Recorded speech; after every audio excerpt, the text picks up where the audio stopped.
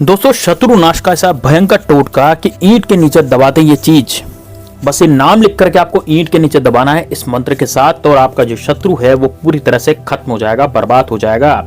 यानी कि उसका विपरीत असर 1 घंटे के अंदर इसका असर आपको देखने के लिए मिलेगा। दोस्तों यदि शत्रु आपको बहुत ज्यादा परेशान कर रहा है, मान लीजिए शत्रु आपके हर काम में अड़चने अड़ा रहा है, आपकी प्रॉपर्टी लूटना चाहता है, या फिर आपके जीवन में शत्रुता इतनी ज्यादा बढ़ गई है उस शत्रु की कि वो आपको पूरी तरह से जान से भी खत्म करना चाहता है। और यदि वो शत्रु कोई पड़ोसी हुआ या फिर कोई हो सकता है, क्योंकि ज्यादातर देखा गया है कि शत्रु जो होते हैं वो पड़ोसी होते हैं, और हमारे पड़ोसी जो शत्रु होते हैं वो हम पर जंतर फेंक देते हैं या कुछ मंत्र तंत्र करवा देते हैं, या हमसे बिना वजह लड़ाई झगड़े करते हैं। हम इधर उधर जाते हैं, वहां से निकलते हैं गली मोहल्ले से, तब भी वो हम पर लड़ाई झगड़े करते हैं, बेवजह की छिटांगकशी करते हैं। दोस्तों ऐसा जो शत्रु करते हैं वो ईर्ष्यावश करते हैं। उन्हें ईर्ष्या होती है कि आप इतने ज्यादा सक्सेसफुल क्यों हो, आप इतने ज्यादा तरक्की क्यों कर रहे हो, आपको तरक्की नहीं करनी चाहिए, ऐसा वो शत्रु सोचता है। इस कारण वो ईर्ष्यावश ऐसा कुछ करता है। एक शत्रु वो होते हैं जो दोस्तों जैसे मान लीजिए आप ऑफिस जाते हैं या किसी बिजनेस करने जाते हैं तो आपका बिजनेस ही ठप करवा देते हैं। यानी कि आप कोई व्यापार कर रहे हैं, आपके अच्छे से घर से ग्राहक आ रहे हैं, लेकिन ग्राहक आते आते एकदम रुक जाएंगे, और रुकने के बाद आपके फिर ग्राहक ही नहीं आएंगे और आपका माल भी नहीं बिकेगा। यानी कि आप कर्जे में चले जाएंगे। या फिर हो सकता है आप किसी जॉब पर जा रहे हैं, कहीं नौकरी करने जा रहे हैं, और वहां पर क्या हो रहा है, वहां पर जो शत्रु है आपको नीचा दिखाने की कोशिश करते हैं बॉस के सामने। तो बॉस आपको क्या करेगा, बाहर भगा भी सकता है, निकाल सकता है नौकरी से।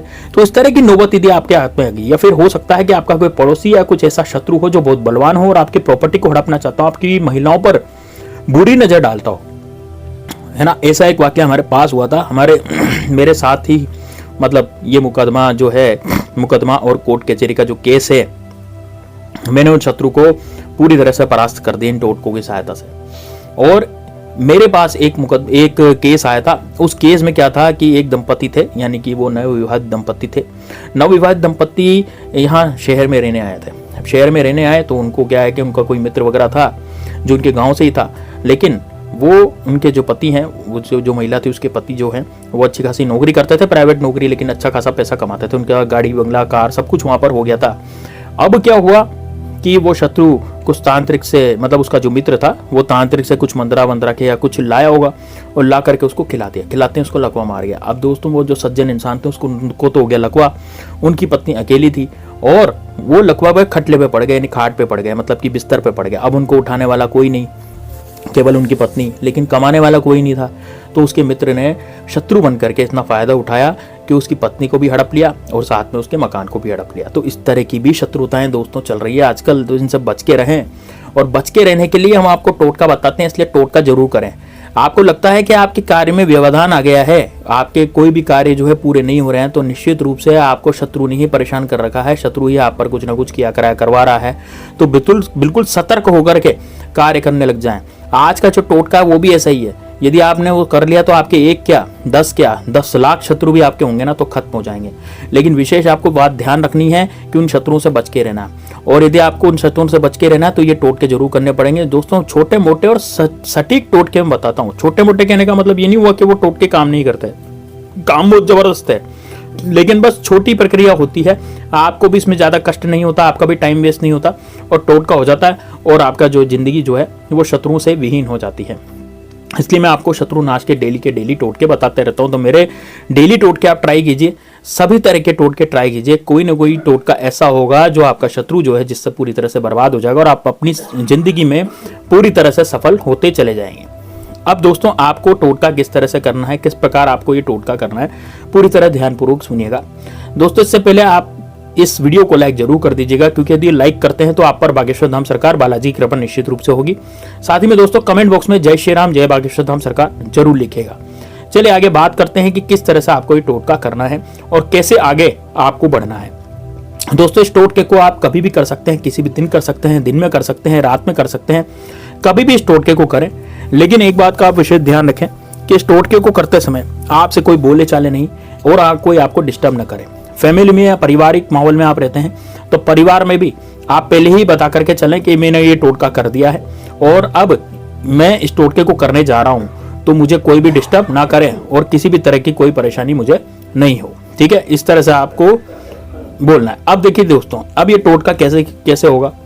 अब इस टोटके को करने के लिए आपको सबसे पहले लाइन बिना का कागज लेना है, बिल्कुल सफेद।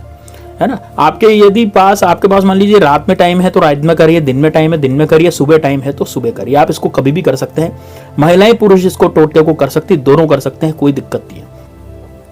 और बच्चे भी इस टोटके को कर सकते हैं, ठीक है ना। तो अब 18 साल से ऊपर के बच्चे इस टोटके को करें, उससे छोटे बच्चे नहीं करें क्योंकि वो समझते नहीं है। चलिए अब इस टोटका कैसे करना है। खाली लाइन बिना का कागज आपको लेना है सफेद कलर का, जिसमें कोई भी लाइन नहीं रहेगी। उसमें आपको एक शत्रु का बीचों बीच नाम लिख देना है ना। जहां पर मैंने नाम लिखा हुआ है नाम, वहां पर आपको शत्रु का नाम लिख देना है।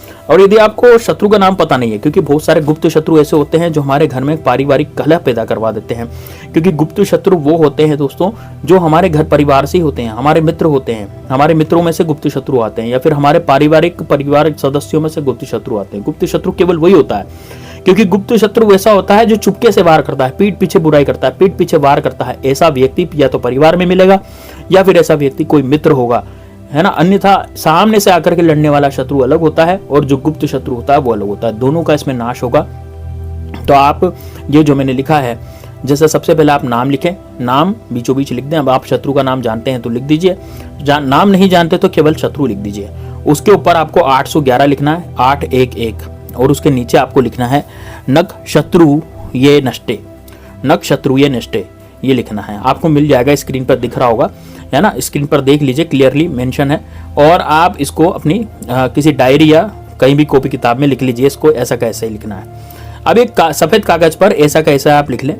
उसके बाद आप क्या करेंगे, उसके बाद आप दक्षिण दिशा की तरफ मुंह करके बैठ जाएंगे, है ना। और कागज को आपको अपनी बाएं हथेली में रखना है।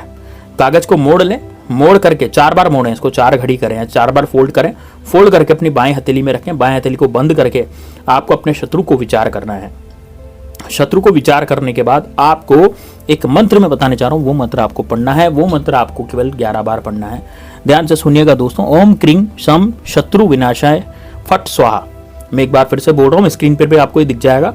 ओम क्रीं शम शत्रु विनाशाय फट स्वाहा।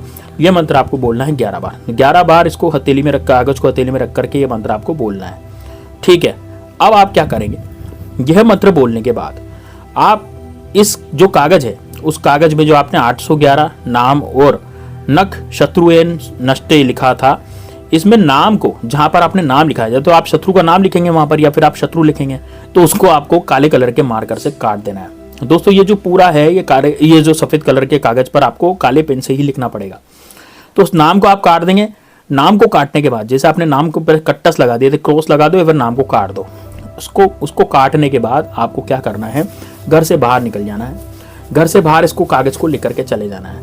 अब किसी सुनसान जगह पर, जहाँ पर कोई आता जाता नहीं हो, जहाँ पर कोई भी नहीं आता जाता हो दुनिया का कोई व्यक्ति, मतलब ऐसे व्यक्ति जहाँ पर बहुत कम लोग आते जाते हैं, आपको कोई इधर उधर से देखते हुए देख नहीं ले कोई, वैसे इस तरह से चले जाए। जैसे खेत में चल गए या फिर किसी गार्डन में चल गए, किसी पार्क में चल गए, है ना, ऐसी जगह पर चले गए जहाँ पर कोई आता जाता नहीं हो, मतलब उस समय नहीं आता जाता जब आप गए, है ना। भाई सुबह शाम तो जैसे पार्क में लोग आते हैं, लेकिन दिन में नहीं आते, है ना, कितनी बार रात में नहीं आते। तो इस तरीके से आप उस समय जाएं जब कोई वहां पर आसपास नहीं हो।